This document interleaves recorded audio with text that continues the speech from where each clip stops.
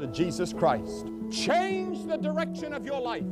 Change the pattern of your living. Change everything in your life. You can't be the same again when you've met Jesus. Old things pass away and everything becomes new.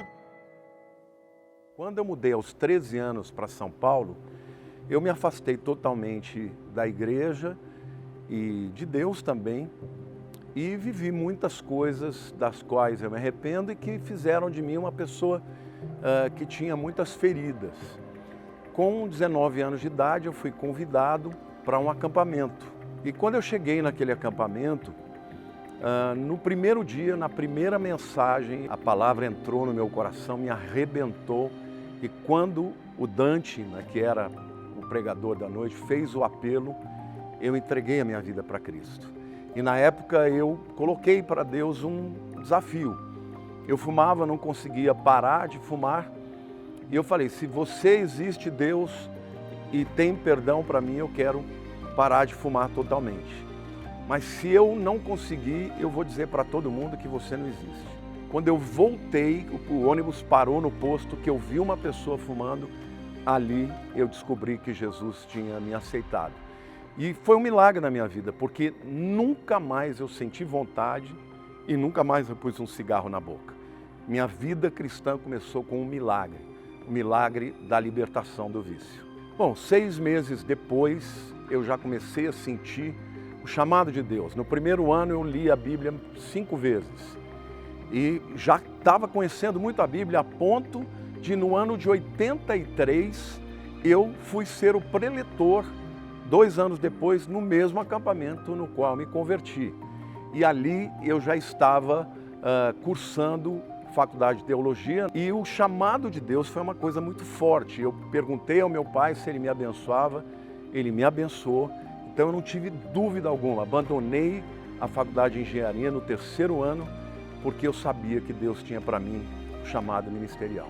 Logo que eu comecei o meu ministério, ainda na igreja de Perdizes, eu chamei o pastor e falei, eu gostaria de servir, onde o senhor me quer?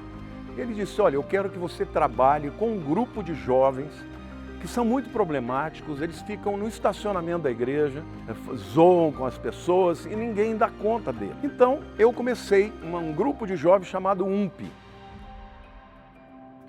Na verdade, eu estava com um grupo do Lamartine, antes até da Recongrega.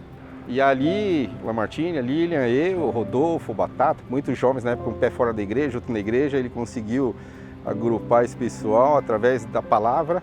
É uma igreja formada por milagres, pela atuação do Espírito Santo de Deus na vida de todos ali que tiveram a oportunidade, o privilégio que Deus nos deu de fazer parte desse... Perdão. Eu cheguei em agosto de 87. Eu tinha 17 anos, tanto que a gente chamava a igreja de Congrega. Eu cheguei quando a gente estava em cima da padaria ainda. A gente sempre foi uma igreja que se preocupou bastante na formação das pessoas, né? De adoradores de verdade. Então a gente tinha muita preocupação com as letras que a gente cantava, o tipo de música que a gente cantava, mas também de desenvolver nas pessoas um ambiente de adoração mesmo, de entrega, de quebrantamento, de busca ao Senhor mesmo. Não só cantar por cantar, mas fazer com que a nossa vida fosse uma vida de adoração mesmo. A gente foi convidada para ir numa igreja em cima de uma padaria na Barra Funda. Todo mundo participava de tudo que tinha na igreja, todo mundo participava sempre. E as escolas dominicais, nossa, descia o fogo no domingo de manhã, aquele sol batendo. Nossa, que delícia que era. Eu cheguei na igreja no ano de 1992, era agosto.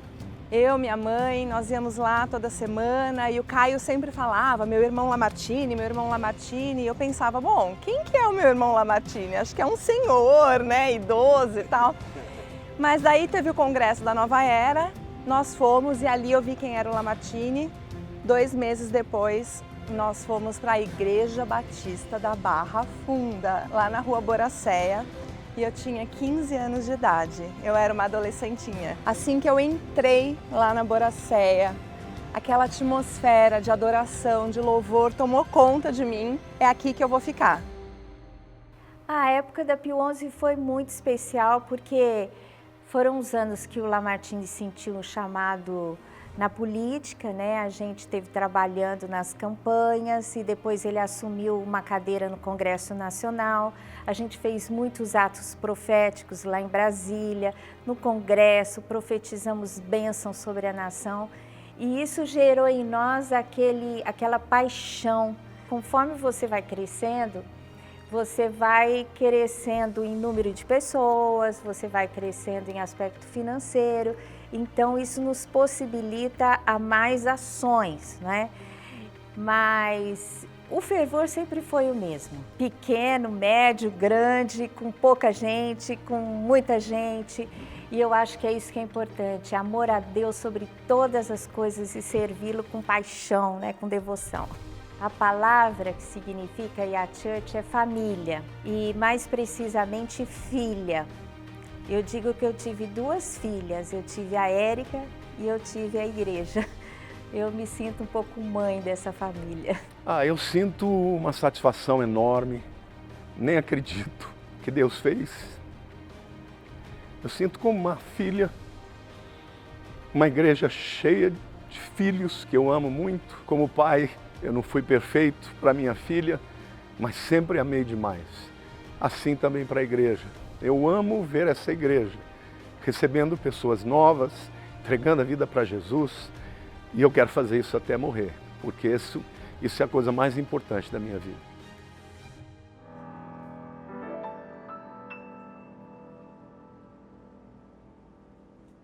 Então saiba, preparem os seus corações. Nós vivemos num tempo difícil. Porventura, quando o Filho do Homem vier, achará fé na terra. Nós estamos vivendo num tempo em que Jesus falou em Mateus 24, 5 vezes: vede que ninguém vos engane. O espírito de engano está enganando muitos crentes. Entrega a sua família, entrega o seu coração para Deus, porque se Deus se agradar de nós, Ele vai fazer milagres na nossa vida.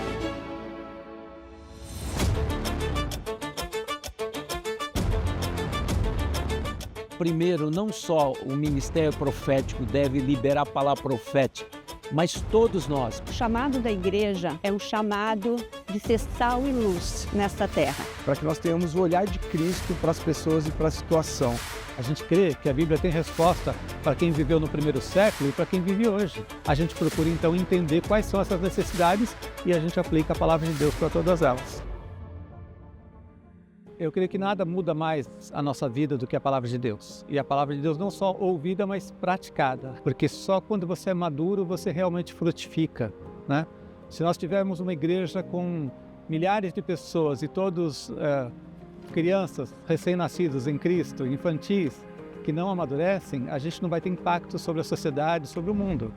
E há tantas necessidades que nós precisamos de um povo forte, de um povo maduro, né?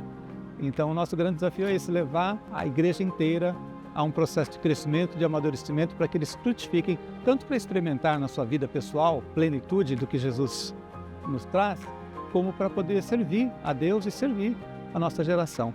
Para ser sal e luz, eu não posso ficar dentro de 4 paredes. Eu preciso me importar com as pessoas que estão no meu bairro, na minha cidade. Eu tenho que ter esse olhar. Para que eu seja sal e luz, eu preciso andar para fora.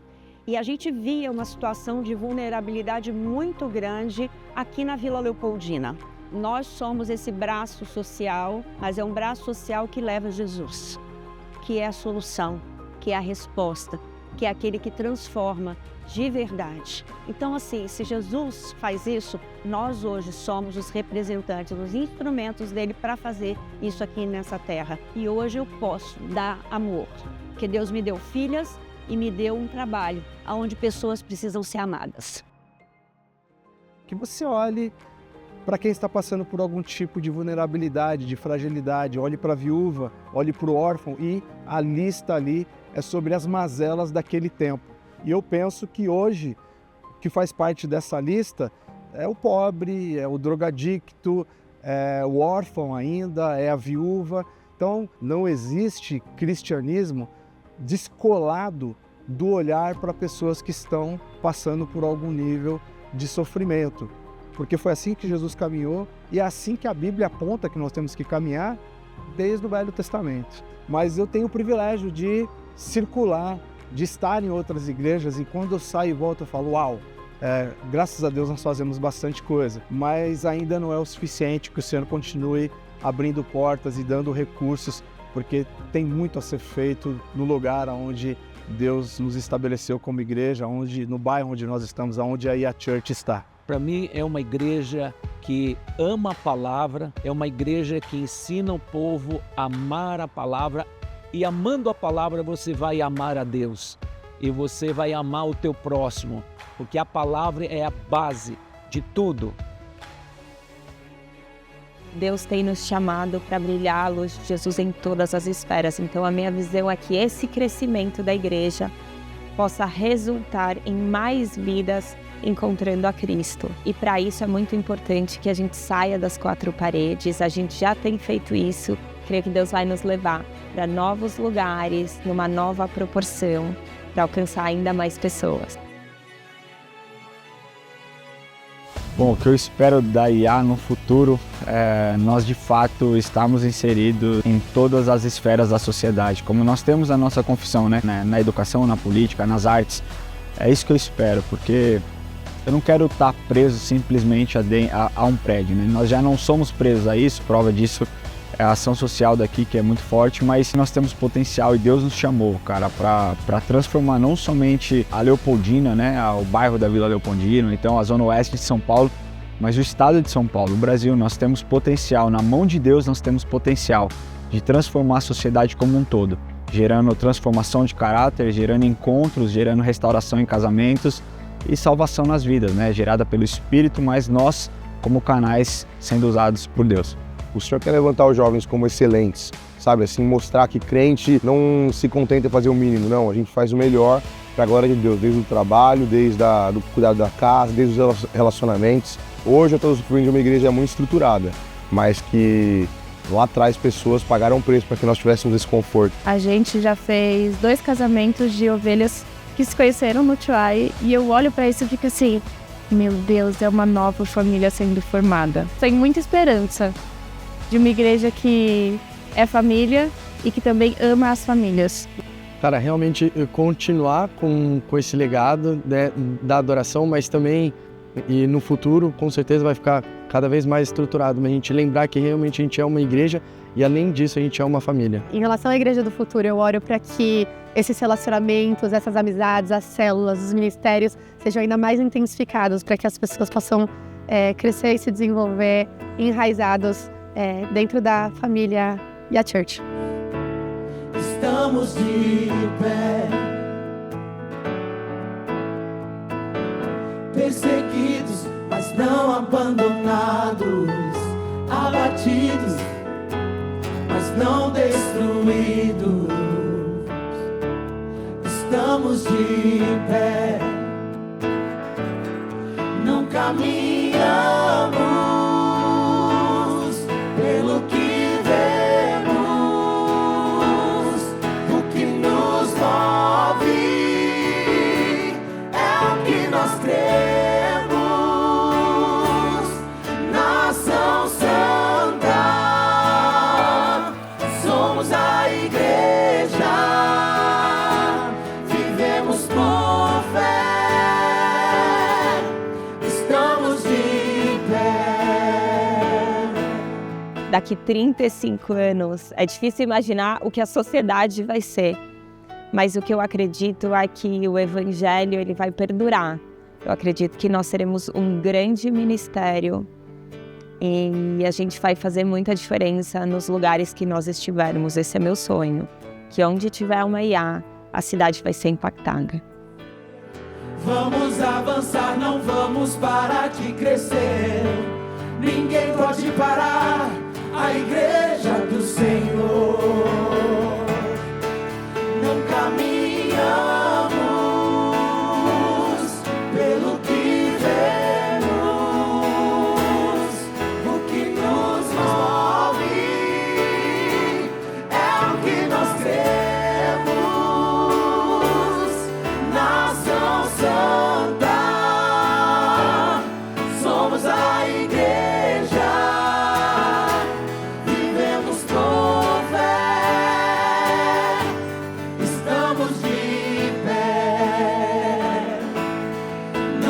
minha